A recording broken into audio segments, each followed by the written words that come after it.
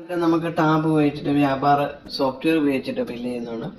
അപ്പോൾ ഇതിനകത്ത് നമുക്ക് ഒരുപാട് ഡീറ്റെയിൽസ് നമുക്ക് ഇതിനകത്ത് കൊടുക്കാൻ പറ്റും. ഇതിനകത്തെല്ലാം അവൈലബിൾ ആണ്. ഇപ്പോൾ സെയിൽസ് ആയാലും പർച്ചേസ് ആയാലും എക്സ്പെൻസ് ആയാലും മറ്റുള്ള എല്ലാം ബാങ്ക് അക്കൗണ്ട് ക്യാഷ് എല്ലാം ഉണ്ട്. സ്റ്റാഫിനൊക്കെ ഇപ്പോൾ അവിടെ നിൽക്കുന്ന സ്റ്റാഫിനെ നമുക്ക് ഇതിൽ ആഡ് ചെയ്യാം. ആരാണ് അവർ ചെയ്യുന്ന ജോബ് അനുസരിച്ചിട്ട് അവർക്ക് അതിനുള്ള കമ്മീഷനൊക്കെ കൊടുക്കാനുള്ള ഓപ്ഷനൊക്കെ ഇതിനകത്ത് നമുക്ക് ചെയ്യാൻ പറ്റുന്നതാണ്. അതൊക്കെ ഓൺലൈനായിട്ട് കസ്റ്റമർക്ക് വേണമെങ്കിൽ ഇത് ബുക്ക് ചെയ്യാനൊക്കെ പറ്റും. നേരത്തെ കൂട്ടി ബുക്ക് ചെയ്യാം. അങ്ങനെയുള്ള കാര്യങ്ങളൊക്കെ ഇതിൽ ചെയ്യാനായിട്ട് ഉള്ള ഓപ്ഷൻ ഉണ്ട്.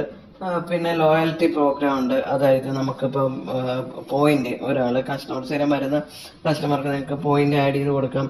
അപ്പോൾ ഇത്ര പോയിന്റ് ആകുമ്പോൾ ഇന്നത് എന്തെങ്കിലും ബോണസോ അങ്ങനെ എന്തെങ്കിലുമൊക്കെ ചെയ്യാനായിട്ടൊക്കെ ഉള്ള ഓപ്ഷനാണ് ഇപ്പോൾ.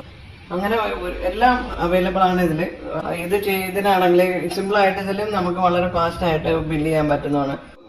വളരെ എളുപ്പത്തിൽ ബില്ല് ചെയ്യാനായിട്ടുള്ളതാണ്. അതിന് വേണ്ടിയിട്ട് നമുക്കിവിടെ ആഡ് സെയിൽ എന്ന് പറഞ്ഞുള്ള ബട്ടൺ ഉണ്ട്. അത് കൊടുത്തിട്ട് നമുക്കത് ക്യാഷ് ആണോ ക്രെഡിറ്റ് ആണോ നമുക്കിവിടെ സെലക്ട് ചെയ്യാനുള്ള ഓപ്ഷൻ ഉണ്ട്.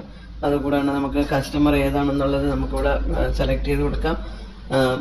അതിനൊക്കെ നിങ്ങൾക്ക് ഏത് സ്റ്റാഫാണോ ഇതിപ്പോൾ ആരാണോ ഈ ജോബ് ചെയ്യുന്നത്, ഇപ്പം നിങ്ങൾക്ക് പല ആൾക്കാരുണ്ട്. അപ്പോൾ അത് കമ്മീഷൻ അവസ്ഥയിലായിരിക്കുമല്ലോ നിങ്ങൾ ചെയ്യുന്നത്. അപ്പോൾ അത് ഇവിടെ കൊടുക്കാനായിട്ട് നമുക്കിവിടെ കൊടുക്കാം. ഇപ്പോൾ ഒരു അജി, ഓക്കെ, നമുക്ക് ഏത് പേരാണോ ആ പേര് കൊടുക്കുക.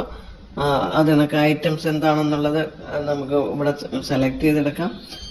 ഇപ്പോൾ എന്ത് സർവീസാണോ പ്രൊവൈഡ് ചെയ്തോ അതെടുക്കുക. അതിൽ ക്വാണ്ടിറ്റി ഒന്നാണെങ്കിൽ നമ്മൾ ഒരു ക്വാണ്ടിറ്റി കൊടുത്തു എൻട്രി ഓട്ടോമാറ്റിക്കായിട്ട് ഇതിനെ സേവ് ചെയ്യുമ്പോൾ നമുക്ക് അതിൻ്റെ റേറ്റും കാൽക്കുലേറ്റ് ചെയ്ത് വരും. പിന്നെയും ഇപ്പോൾ വേറെ സർവീസ് പ്രൊവൈഡ് ചെയ്തിട്ടുണ്ടെങ്കിൽ നമുക്കത് കൊണ്ടുവന്നിട്ട് സെലക്ട് ചെയ്തെടുക്കാം.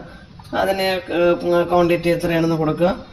നമ്മൾ അതിൻ്റെ ടോട്ടൽ ഇവിടെ കാണിക്കും. അപ്പോൾ സർവീസ് എത്രയായെന്നുള്ള ബില്ലിൽ അവിടെ കാണിക്കും. ഇനി ഇതിൽ വേണമെങ്കിൽ ബാർകോഡൊക്കെ വെച്ച് ചെയ്യാവുന്നതാണ്. എന്നിട്ട് ഇത് സേവ് ചെയ്ത് കൊടുക്കുക. അത് നിങ്ങളുടെ ഷോപ്പിൻ്റെ ലോഗോ അഡ്രസ്സ് എല്ലാം വരും. അപ്പോൾ അത് കണക്ക് സ്റ്റാഫ് ആരാണോ ഇത് ചെയ്തിട്ടുള്ളത് ആളുടെ പേരെല്ലാം ഇതിൽ പ്രിന്റ് ആയിട്ട് വരും.